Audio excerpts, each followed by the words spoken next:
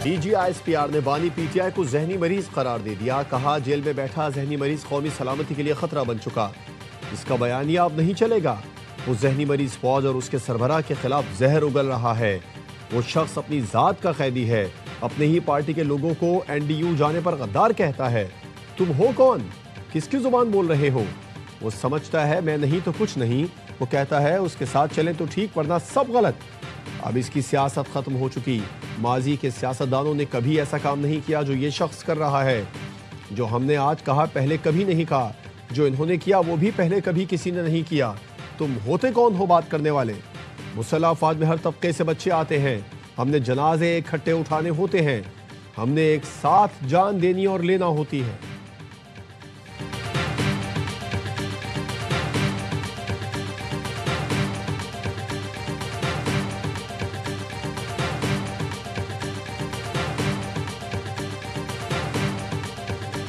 इसका बाप भी फौज में दरार नहीं डाल सकता। जब तक पाकिस्तान है तब तक फौज है। हम कहीं नहीं जा रहे, हम खड़े हैं। ये कहते हैं फौज नहीं फर्द वाहिद के खिलाफ है। हम एक इदारा है। फौज पर हमला करने वालों को मुंह तोड़ जवाब मिलेगा। DGISPR ने कहा आर्टिकल 19 इजहार की आज़ादी देता है, फौज या कौमी सलामती के खिलाफ बोलने की नहीं। PTI का जहनी मरीज जो फौज मुखालिफ बयानिया बनाता है, भारतीय मीडिया इसको भरपूर तरीके से चलाता है। PTI की घंटों कवरेज इसलिए होती है क्योंकि वो फौज और आर्मी चीफ के खिलाफ बयानात देते हैं। 2 दिन पहले जहनी मरीज ने ट्वीट किया, इसका सबसे बड़ा सहूलतकार भारतीय मीडिया है। उसके बाद वो बयानिया अफगानिस्तान का मीडिया चलाता है।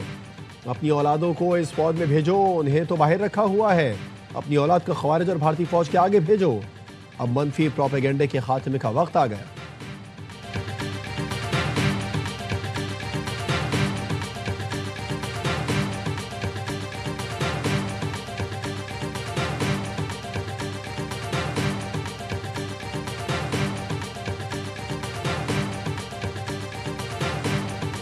तुम्हारे पास एक सूबे की हुकूमत है, उसकी बात करो, सियासत की बात करो। तुम्हारी सुई फौज पर क्यों अटकी हुई है?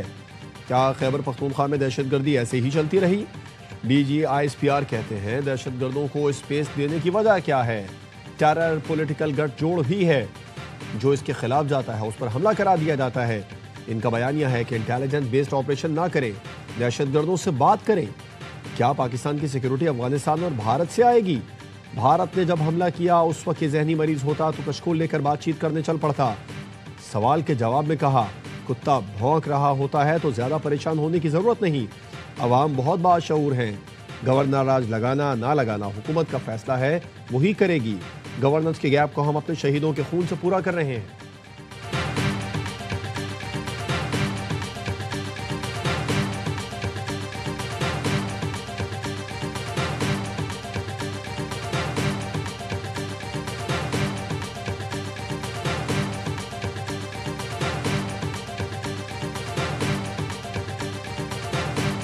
अभी ये CDF की आपने नोटिफिकेशन है, हर 10 मिनट 15 मिनट घंटे बाद कोई उधर बैठा वीलॉग कर रहा है, ये हो गया फलाना हो गया।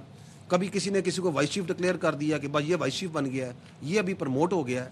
और यार फौज के साथ अब ये CDF की नोटिफिकेशन के ऊपर तो एक सैलाब था झूठ का और प्रोपेगेंडे का जो इन्होंने शुरू किया हुआ। और यार प्लीज ग्रो अप, कोई असल इश्यूज पे बात करें। फौज की एक खबर को लेके ये अफसर उधर चला गया, ये इधर आ गया, वो इधर प्रमोट हो गया, इसने इधर प्रमोट कर दिया।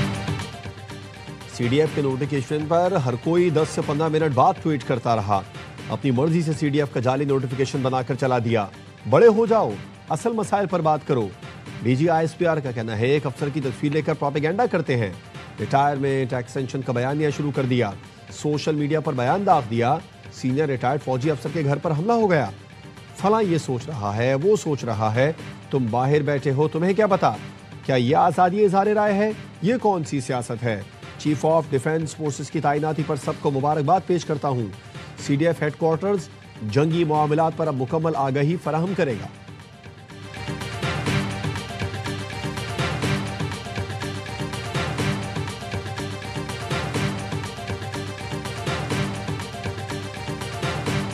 ये रियासत फौज है का बयानिया बनाते हैं, जबकि रियासत जो फैसला करती है इदारे उसके साथ चलते हैं। कोरोना में रियासत ने फैसला किया NCOC फौज शेयर करेगी। हमारे हजारों जवानों ने अपना अपना किरदार अदा किया। रियासत कभी फैसला करती है कि फौज से सफाई कराई है तो फौज मना नहीं करती।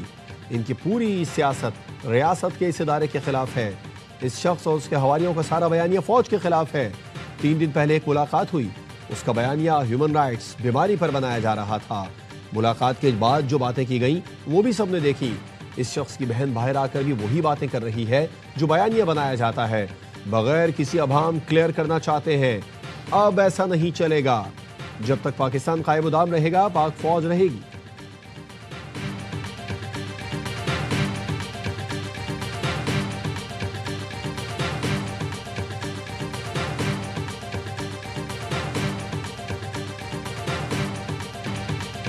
अफवाज पाकिस्तान मीडिया और सोशल मीडिया पर नहीं चलती।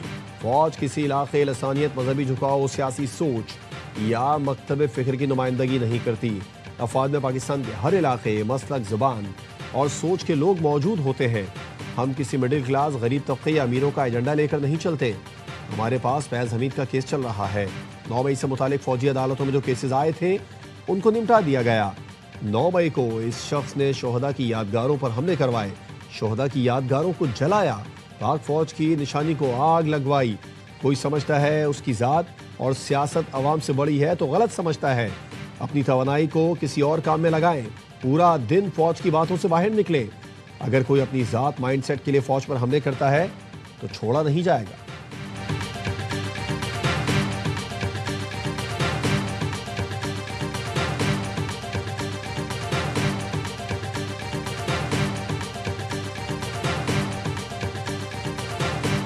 मंसूबे के तहत ये पीटीआई के जो लोग हैं, जिस घटिया बातें करने वाले, एक तसादुन के लिए लेके चल रहे, उसको भी जेल की काली कोठरी में ऐसी जगह ले गए जहां से वापसी नहीं हो सकती।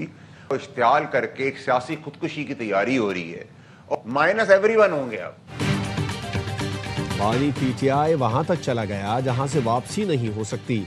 ये इश्तियाल अंगेजी करके सियासी खुदकुशी की कोशिश कर रहे हैं। अब सिर्फ माइनस बानी पीटीआई नहीं बल्कि माइनस एवरीवन होगा। सेनेटर फैसल वाडा की प्रोग्राम एतराज है में गुफ्तगू। कहा, फादर पाकिस्तान के दुश्मनों की सफाई बहुत जरूरी है। ये रियासत के खिलाफ बदमाशी और गोली की बात कर रहे हैं। जहनी मरीजों को सीधा और क्लियर पैगाम है। सिपा सलार, फौज, शोहदा और पाकिस्तान के खिलाफ गलाजत बर्दाश्त नहीं की जाएगी। पीर के बाद से देखेंगे कि इनके खिलाफ रियासत अपना काम करेगी। कुछ मुट्ठी भर लोग हैं जिनको मुट्ठी में मरोड़ दिया जाएगा। पीटीआई अब जुबान की बुनियाद पर तफरका डालना चाहती है। इनको पता है नाअहली की तलवार लटक रही है। पीटीआई चाहती है कि गवर्नर राज लगे और इनको सियासी शहीद बनने का मौका मिले।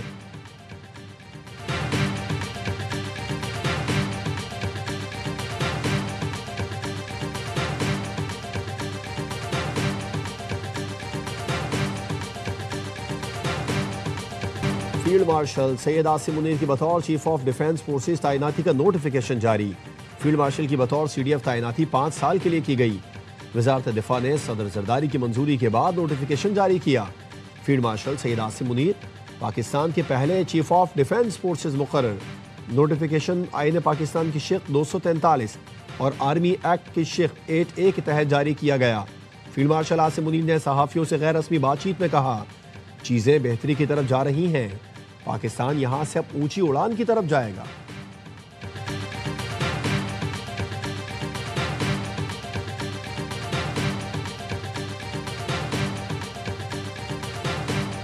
Air chief marshal Zaheer Ahmed Babar Sidhu की मुद्दत मुलाजमत में 2 साल की तोसी का नोटिफिकेशन भी जारी। वजारत दिफा ने सदर मुमलिकत की मंजूरी के बाद नोटिफिकेशन जारी किया।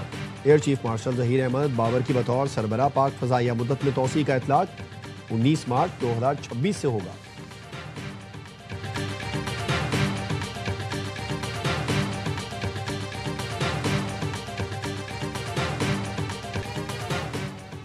बानी पीटीआई की बहन का भारतीय मीडिया पर इंटरव्यू अफसोसनाक करार। वज़ीर दिफा ख्वाजा आसिफ कहते हैं, भारत को ये इंटरव्यू ताबूत में आखिरी कील साबित हुआ। आज से पहले इस्टेब्लिशमेंट ने ऐसे मुखालिफत नहीं की। पीटीआई रहनुमा बोल चुके हैं, बानी नहीं तो पाकिस्तान नहीं। मुल्क से बाहर बैठे लोग सोशल मीडिया पर ऑल फॉल बोलते हैं।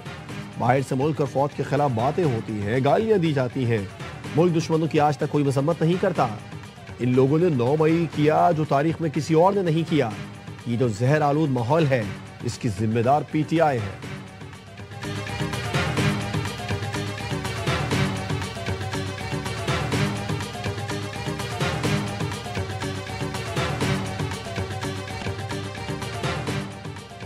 कराची में घरेलू झगड़े पर शौहर आपस से बाहर, बीवी और बेटी पर छुरी के पैदर पर वार कर डाले।